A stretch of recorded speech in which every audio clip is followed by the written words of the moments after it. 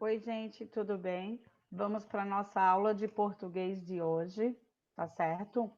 Vocês vão pegar o livro de vocês, nós vamos para a gente iniciar a unidade 4.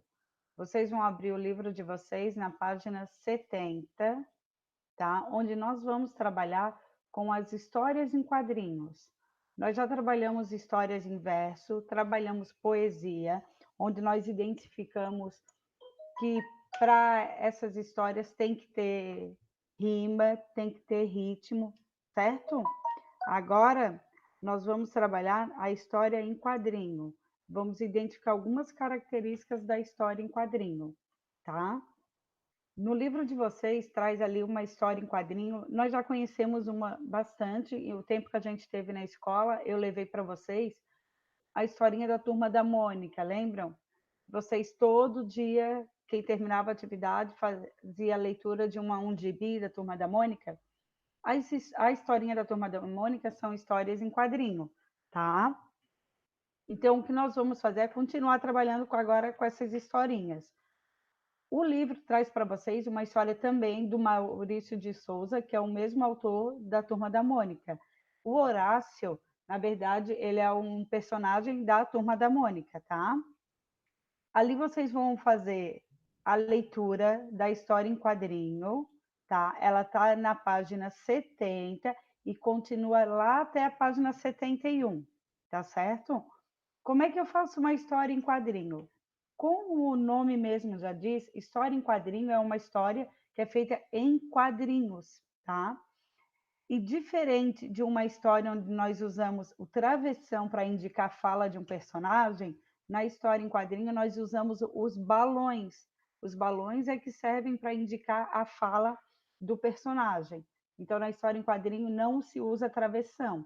Porém, ponto final, ponto de interrogação, vírgula, essas pontuações nós temos que continuar usando. Apenas o travessão que não é utilizado porque o balão já tem o mesmo significado do que o travessão na história em quadrinho, tá certo?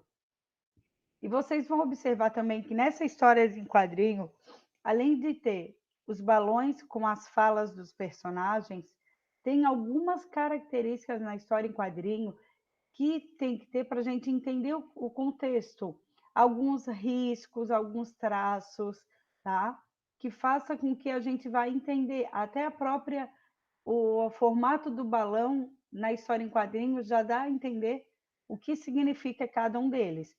Isso nós vamos ver na próxima aula, todos os tipos de balões que são trabalhados em história em quadrinho, tá? Agora, no momento, nós vamos trabalhar, fazer a leitura, vocês vão fazer a leitura. Como é que se lê uma história em quadrinho?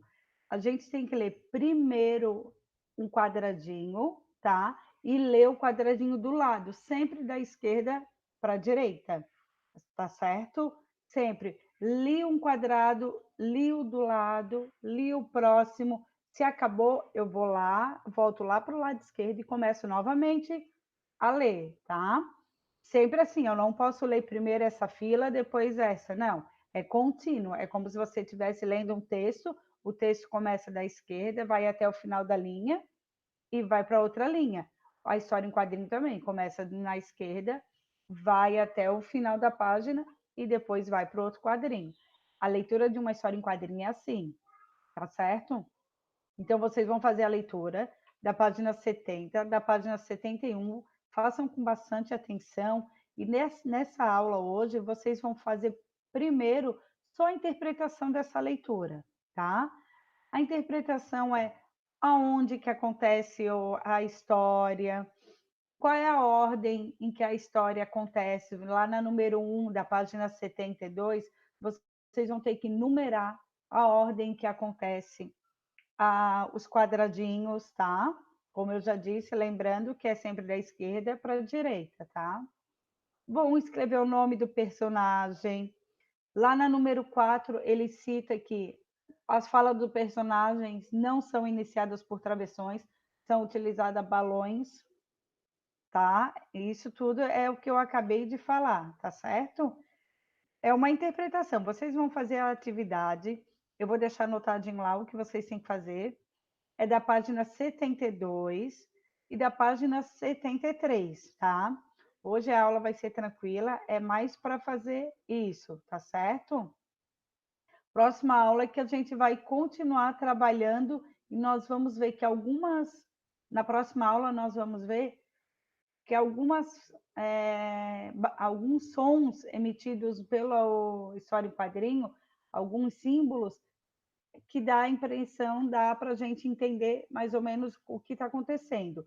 Então, na aula de hoje, lembre, faça a leitura da história em quadrinho, faça a interpretação, tá? Da página 72 e 73, tá certo? Só isso. Depois eu vou deixar lá em aberto para vocês.